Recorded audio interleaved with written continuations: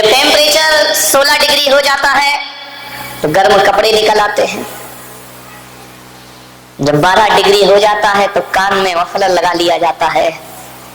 जब 8 degree temperature हो जाता है तो हाथ पैर कांपने लगते हैं। जब 4 डिग्री टेम्परेचर हो जाता है, 2 डिग्री हो जाता है तो अलाव जलने लगते हैं। और जब टेम्परेचर 0 हो जाता है तो पानी जम जाया करता है। विचार करिए, और जब -20 डिग्री टेम्परेचर हो जाता है तो सियाचिन की सीमा में हमारे जवान 12 किलो की बंदूक और 20 किलो की रसद लिए खड़े रहते हैं देश के लिए।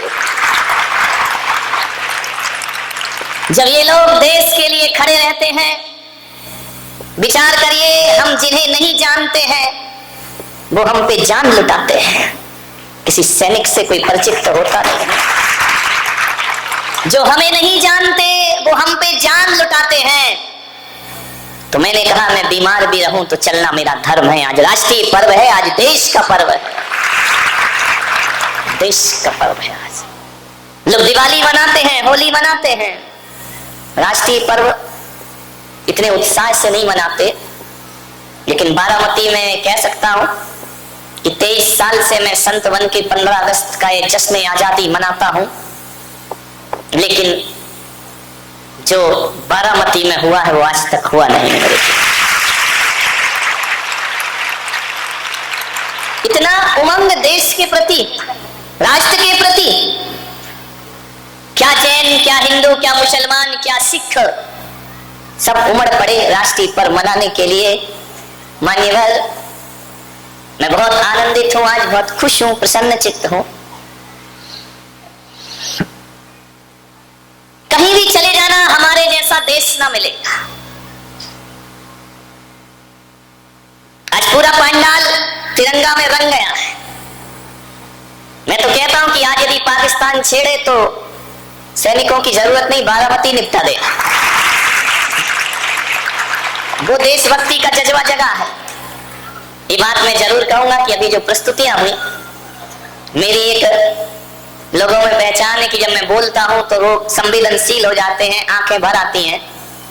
आज पहली बार इन प्रस्तुतियों ने मेरी आंखें भरी है।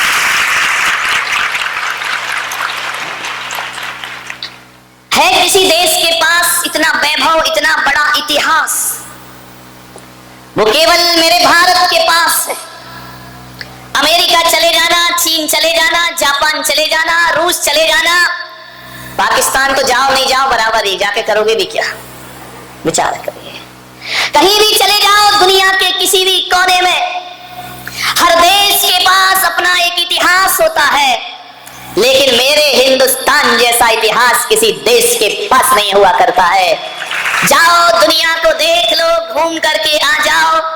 दुनिया के किसी भी देश के पास ऐसा बेटा है, किसी के पास नहीं होगा ऐसा बेटा कि पिता के वचनों के खातिर जो 14 वर्ष का वनवास स्वीकार कर लिया करता है। ऐसा अमर इतिहास दुनिया में किसी के पास नहीं होगा। है कहीं जाकर के देखो, ऐसा बेटा है दुनिया में किसी देश के पास कि अंधे माँ बाप को तीर्थ यात्रा की भावना जगे तो कांवड़ पर बिठाकर पूरे हिंदुस्तान की यात्रा करा दे।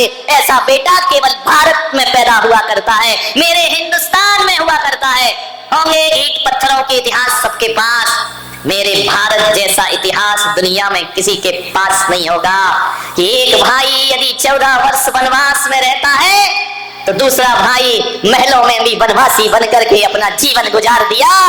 क्या अमर इतिहास है किसी देश के पास ऐसा, ऐसी स्वामी भक्ति किसी देश के पास है कि अपने स्वामी के, अपने राजाओं के, राजपुत्रों की जान बचाने के लिए मेरे राजस्थान की पन्ना धाय अपने बेटे को कुर्बान कर दिया करती है कोई ऐसी? ध्यान रखिए, कहीं नहीं मिलेगा ये अमर इतिहास, केवल हिंदुस्तान में मिलता है। और मेरे पिता का माथा किसी के सामने ना झुके, इतना शौर्य वाली कोई बेटी धरती पर है तो मेरे हिंदुस्तान में है कि ऋषभ देव का माथा जगत में ना झुके तो ब्राह्मणी सुंदरी आजीवन विवाह का त्याग कर दिया करती है कि हम विवाह नहीं करेंगे लेकिन अपने पिता का माथा नहीं झुकने देंगे। है कहीं ऐसी विरासत, ऐसी संपदा किसी देश के पास कि राणा की बेटी घास की रोटी खा है, लेकिन किसी के सामने झुकना स्वीकार नहीं, हाथ नहीं फैलाया कभी। बहुत इतिहास है। यदि इतिहास के पन्ने पलटने देखूं तो 71वीं की आजादी 72वीं आजादी हो जाएगी और भारत का इतिहास का गुणगान नहीं हो पाए। बहुत अमर इतिहास है मेरे देश के पास। मेरे हम वो देश के लोग जिसने कभी किसी की जमीन पर बुरी निगाह नहीं डाली, पड़ोसियों की तरह। क्या है, पड़ोसी के हाल बड़े गड़बड़ है, मांगती रहता है कश्मीर दे दो, कश्मीर दे दो, कश्मीर दे। अरे ऐसे मांग रहे, कश्मीर कोई प्लास्टिक का खिलौना है जो तुमको उठा के देते हैं? विचार कर, कश्मीर दे दो। मुझे तो समझ नहीं आता है। अमेरिका से कहता है पैसे दे दो, पैसे दे दो। जापान से कहता है हथियार दे दो, हथियार दे दो। भारत से कहता है कश्मीर दे दो, कश्मीर दे दो। मुझे यार ऐसा लगता है कि पाकिस्तान जब हर किसी से मांगते ही रहता है तो फिर अपने झंडे पे चांद सितारे क्यों बनाए, कटोरे का निशान बना दे, सारी दुनिया तुझे दे देगी। क्या मांगना दे तो कुछ नहीं सकता, ये दे दो वो दे दो, खुद से कुछ कमाया नहीं जाता है, दूसरों के स्वर्ग पे निगाह रखा करते हैं। ध्यान रखिए, विचार करना है आपको, कैसे दे दे कश्मीर। आज ये पुलक सागर नहीं बोल रहा है, ध्यान रख। आज मैं कोई संत की हैसियत से प्रवचन नहीं कर रहा हूं, इस देश का संत हूं, इस देश में रहता हूं, तो राष्ट्र के प्रति भी मेरी कोई भक्ति और दायित्व हुआ करता है। ध्यान रखिए। एक पत्रकार ने मुझसे पूछा कि राष्ट्र बड़ा होता है, धर्म बड़ा होता है या समाज बड़ी होती है?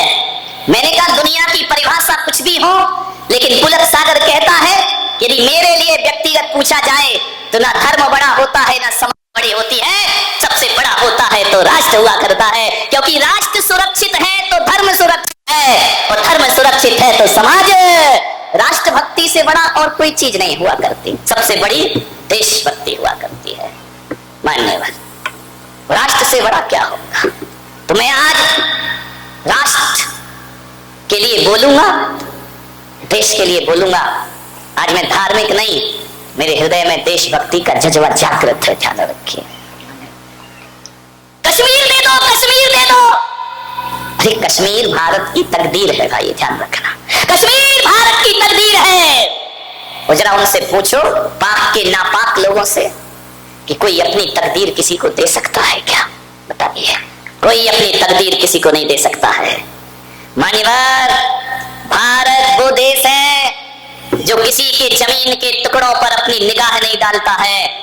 अरे पाकिस्तान वालों से कहना, तुम्हारे पास तो रहने के लिए जमीन भी नहीं थी, खाने के लिए रुपए नहीं थे, मेरे भारत ने तुम्हें रुपए दिए हैं खाने के लिए, घर बसाने के लिए जमीन। तुम्हारा है क्या? जो है वो हमारा है। ध्यान रखिए, विचार करना है आपको। चाइना अभी चिल्ला रहा है, मुझे समझ नहीं आता है। लोगों ने कहा कि चाइना के सामान का बहिष्कार करो, चाइना से जो भी आ रहा है उसे बहिष्कार करो, कोई मत खरीदो, अपने देश के प्रति गर्व करो। बहिष्कार करना चाहिए, मैं भी समर्थन में नहीं हूं, बहिष्कार करो वहां के सामान का। लेकिन मैं थोड़ा सा नेताओं से पूछना चाहता हूं, जनता से तो बहिष्कार कराते हो, फिर उनका माल भारत में मंगाते क्यों हो? यदि मंगाना बंद कर दो तो जनता को बहिष्कार करने की कोई जरूरत नहीं। मंगाया भी जाता है, चाइना में होली नहीं मंगाई जाती, लेकिन रंग चाइना से आता है हमारे यहाँ। चाइना में दिवाली नहीं मनाई जाती, पटाखे दिवाली के यहाँ आते हैं। पहले देश के नेताओं को एक संकल्प करना चाहिए कि किसी भी बंदरगाह या किसी भी प्लेन से चाइना का सामान हमारे हिंदुस्तान में नहीं आना चाहिए। यदि भारत चाइना से सामान लेना बंद कर देगा, सब हेकड़ी भूल जाएगा चाइना। ध्यान रखना, आज हमारे कितना भी बड़ा बना हो, दादा बन के घूम रहा हो, यदि हम सामान नहीं लेंगे ना तो 2 वक्त की रोटी का इंतजाम चाइना के पास नहीं हो पाएगा। ध्यान रखिए मान्यवर, क्या करेंगे? विचार करना है। मेरा देश वो देश जिसने किसी की जमीन पर निगाह नहीं डाली। हम तो वो लोग हैं, यदि लड़ते हैं तो जमीन के टुकड़ों के लिए नहीं लड़ते, अपनी आन बान और शान के स्वाभिमान के लिए भारत युद्ध किया करता है। मैं आपसे इतना ही निवेदन करना चाह रहा हूं, प्रधानमंत्री लाल बहादुर शास्त्री जिन्होंने पाकिस्तान जीता, श्रीमती इंदिरा गांधी जिन्होंने बांग्लादेश जीता, श्री रामचंद्र जी जिन्होंने लंका जीती, कृष्ण ने मथुरा जीती। ध्यान रखिए, इतिहास पर दृष्टि डालिए। कृष्ण ने मथुरा जीती, राम ने लंका जीती। लेकिन ये लंका जीती, मथुरा जीती तो इसलिए नहीं जीती कि हमें उनकी कुर्सियां चाहिए थी। राम ने लंका जीती और विभीषण को वापस लौटा दी। कृष्ण ने मथुरा का राज्य कंस से जीता और वापस लौटा दिया। इंदिरा गांधी ने बांग्लादेश जीता और बांग्लादेशियों को वापस दे दिया। और लाल बहादुर शास्त्री ने पाकिस्तान जीता और भीख में उनका पाकिस्तान उन्हें वापस जीतना और लौटाना। बाहुबली ने भरत चक्रवर्ती का राज्य जीता और भरत को वापस लौटा दिया। हम तो वो लोग हैं जो जीतते हैं और जीतने के बाद उनकी धरती उनको वापस लौटा दिया करते हैं। ध्यान रखिए, बहुत कुछ है भारत के पास। शौर्य है, भारत के पास स्वाभिमान है, भारत के पास गर्व है, अपने आप अपने इतिहास पर गर्व है। मानने में ये मत सोचना कि भारत की पहचान लाल किला है, ये भी मत सोचना कि भारत की पहचान ताजमहल है या कुतुब मीनार भारत की पहचान है, अजंता एलोरा की गुफाएं भारत की पहचान है। नहीं भाई, यदि ये भारत की पहचान हो जाएंगे तो मेरा देश तो पत्थरों का देश हो जाएगा। मेरे देश की पहचान ताजमहल, लाल किला, कुतुब मीनार ही नहीं, मेरे देश की पहचान तो उसकी संस्कृति और सभ्यता हुआ करती है। और वो संस्कृति यदि कोई है तो जियो और जीने दो की संस्कृति हमारे देश की असली पहचान। वसुधैव कुटुंबकम, सारा विश्व हमारा परिवार है, ये हमारे देश की असली पहचान हुआ करती है। अमेरिका के एक संपादक ने 3 प्रश्न किए भारत से, उसके उत्तर आज 70 वर्ष हो गए, आज तक मिल नहीं पाए। मैं आपसे करता हूं वो प्रश्न। अमेरिका के एक संपादक ने भारत के सांसद से पूछा सन 1958 में, उसे पहला प्रश्न पूछा कि आपके देश का नाम क्या है। मैं आपसे पूछता हूं, बताइए, इतने बच्चे बैठे हैं, हमारे देश का नाम क्या है? नहीं मालूम? बोलो, क्या नाम? गर्व से बोलो जरा, हमारे देश का नाम क्या है? तो मैं आपसे पूछता हूं, फिर इंडिया नाम कैसे हो गया? ध्यान रखिए, मेरे देश का नाम तो भारत है ना, इंडिया नाम कैसे हो गया? इतनी नौजवान पीढ़ी बैठी है, मैं आपसे निवेदन करना चाहता हूं कि आज यहां से संकल्प लेना कि हम अपने देश को कभी इंडिया कह करके नहीं बुलाएंगे। मेरा देश भारत है, मेरा देश भारत है, ये इंडिया नहीं हो सकता है। जब जब मेरे देश को कोई इंडिया कहता है तो मुझे 100 साल पुरानी गुलामी के दिन याद आ जाते हैं। इंडिया नाम तो अंग्रेजों ने दिया है आपको, ब्रिटिश हुकूमत ने आपको इंडिया नाम दिया है। अरे जब जब इंडिया कहोगे तो हमें गुलामी के दिन याद आएंगे, और जब जब भारत कहोगे तो ऋषभ पुत्र भरत चक्रवर्ती याद आ जाएंगे, राम भ्रात भरत याद आएंगे, शकुंतला पुत्र भरत की याद। भारत संस्कृति है, भारत कहकर बुलाए, इसे इंडिया बिल्कुल ना कहें। ये गुलामी की भाषा, ये गाली है हमारे देश पर बहुत बड़ी। भारत बोलो। आज मैं वहां बैठा हूं बारामती में, इसलिए ज्यादा प्रसन्न हूं कि 71वीं आजादी का वर्ष मनाने का अवसर मिला है। जापान एक राष्ट्र है, अमेरिका एक राष्ट्र है, चाइना एक राष्ट्र है, रूस एक राष्ट्र है, और पड़ोस का तो नाम लेना ही बेकार है, ध्यान रखना। रूस एक राष्ट्र है, अमेरिका एक राष्ट्र है, जापान एक राष्ट्र है और भारत भी एक।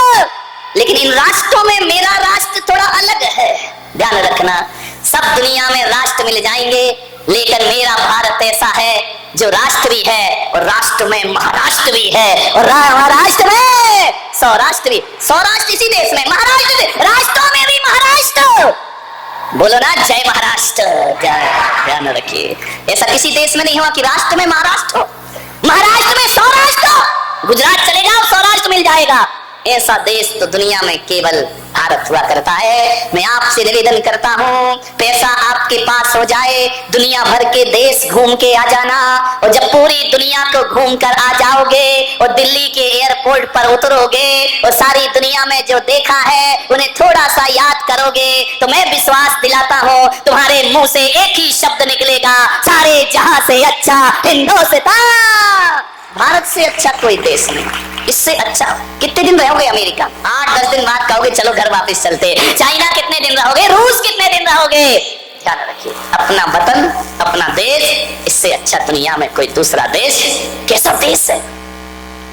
अमेरिका का नक्शा देख लो, आड़ा टेढ़ा, जैसे अपने यहाँ शकरकंदी होती है, चाइना का देख लो, विचार करिए, और एक का तो देखो ही मत, कोई काम का नहीं, विचार कर। कहीं का भी नक्शा उठा करके देख लेना और मेरे भारत का नक्शा देख लो। ये भारत माता यहाँ पर खड़ी हुई है, ध्यान रखिए। इसका नक्शा देखना, ऐसा लगता है ये कोई जमीन का टुकड़ा नहीं, बल्कि कोई जीती जागती आत्मा खड़ी है, वो हिंदुस्तान हुआ करता है। देखिए भारत के ऊपर देखिए कश्मीर बैठा हुआ है, हिमालय जिसका शिखर मुकुट बना हुआ है। ध्यान रखना, ये पंजाब और सिंध, ध्यान रखना, ये इसकी बाजू की दो मजबूत भुजाएं हुआ करती है। पूर्वी घाट, पश्चिमी घाट, इसकी जंघाएं हुआ करती हैं। विचार करिए, नर्मदा इसकी करधनी हुआ करती है। विचार देखना आप नक्शे को, नर्मदा करधनी के समान है। पैर ऐसे हैं जो कन्याकुमारी तक पहुंचा करते हैं। कन्याकुमारी में चरण है, और एक बात याद रखना, उन चरणों को कोई पखारता है तो हिंद महासागर इस भारत के चरण पखारा करता है। जान, ये जीता जागता राष्ट्र पुरुष है भारत देश, ध्यान रखिए। मान्यवर, सोचना है आपको, ऐसा नक्शा तो दुनिया में किसी के पास ना होगा। एक आदमी ने, एक स्कूल में एक टीचर ने एक भारत का नक्शा फाड़ दिया। उसने बच्चों से कहा कि कोई है जो इसे जोड़ सके। बच्चों ने कहा ये तो फट गया, कैसे जोड़ेंगे। एक बच्चा था जिसने जोड़ दिया। उसने कहा मैं जोड़ सकता हूं। 1 मिनट नहीं लगे, भारत का नक्शा जोड़ दिया। उस बच्चे से पूछा कि तुमने ये कैसे कर दिया। बोले मुझे नहीं मालूम कि भारत का नक्शा कैसा है, मैंने तो एक पुरुष का चित्र बना दिया, पलट के देखा तो भारत का नक्शा बन गया। यहाँ आदमी से आदमी को जोड़ दो तो हिंदुस्तान बन जाया करता है, ध्यान रखिए।